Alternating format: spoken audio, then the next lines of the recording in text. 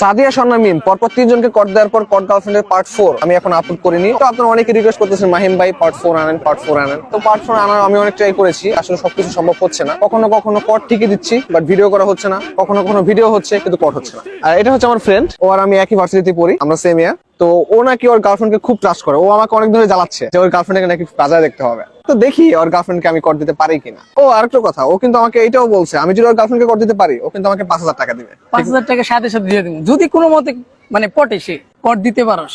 ওকে ওকে ওকে, বলো তোমার গার্লফ্রেন্ড সম্পর্কে বলো। আমার গার্লফ্রেন্ড নাম নুসরাত, তার বাড়ি চাঁদপুর, সাচারে থাকে।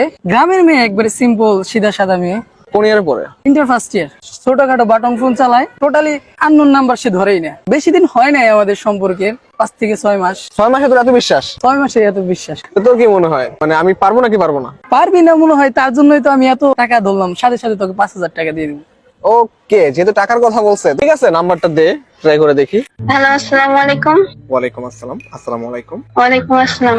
কে আপনি? আমি কি ওটা পরে বলতেছি, তার আগে আপনি আমার কাছ থেকে যেটা চুরি করছেন ওটা ফেরত দেন।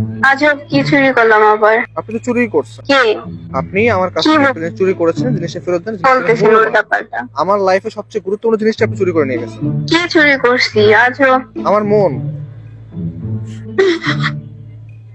আপনি কি ফাজলামি করতেছেন? আপনার কি মনে হয় রাখেন তো। আপনার কি মনে হয় আমি ফেসলে কেটে দিচ্ছি? আমি বললাম না, ও ছেলেদের কল সহজে ধরে না। টাইম দে, প্রথমবার তো আরেকবার বলতে দাঁড়া।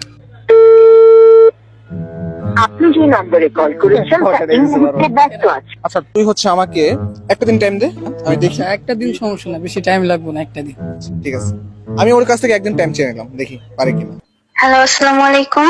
ওয়ালাইকুম আসসালাম। আমি আন্তরিকভাবে দুঃখিত আপনাকে বারবার বিরক্ত করার জন্য, প্লিজ কলটা কাটবেন না। আপনার সাথে একটু কথা আছে, কথাটা শুনে তারপর দরকার আপনি কেটে দেন, সমস্যা নেই। আপনি আবার কল দিছেন? আমি আন্তরিকভাবে দুঃখিত, প্লিজ আমার জাস্ট একটা কথা আছে, এটা শোনার পর আপনি আমাকে ব্লক করে দিলেও আমার কোনো আফসোস থাকবে না। কি হয়েছে, কি বলবেন বলেন। অ্যাকচুয়ালি আমি সরি, আপনাকে হয়তো কল করাটা আমার উচিত হয়নি, এই জন্যই আমি আর কি কল করেছি বারবার। প্লিজ কিছু মনে করবেন না, আমি কিন্তু ওই ধরনের ছেলেই না যে মেয়েদের কল দিয়ে বিরক্ত করবে এরকম কিছু। আচ্ছা ঠিক আছে। ঠিক আছে, তাহলে আল্লাহ হাফেজ, ভালো থাকবেন। হ্যাঁ আচ্ছা আচ্ছা, শুনেন তো একটু। হ্যাঁ বলেন। আচ্ছা, আপনি আমার নাম্বার কোথায় পাইলেন বলেন তো? সত্যি কথা বলবো নাকি মিথ্যা কথা বলবো? অবশ্যই সত্যি কথা বলবেন। আসলে হয়েছে কি, আমি আমার ক্যাম্পাসের ওয়াশরুমের মধ্যে আপনার নাম্বারটা পাইছি, সেখানে আপনার নামও লেখা ছিল, আপনার বাসাতে চাঁদপুর এটাও লেখা ছিল। ওয়াশরুমে আমার নাম্বার? কোন ওয়াশরুমে, কোথায়? ঢাকা কলেজের ওয়াশরুমে হচ্ছে কি আমি পাইছি এটা। ঢাকা কলেজের ওয়াশরুমে? আপনি কি মিথ্যা কথা বলতেছেন নাকি সত্যি কথা বলতেছেন বলেন তো? আপনাকে মিথ্যা কথা বলে আমার কি লাভ?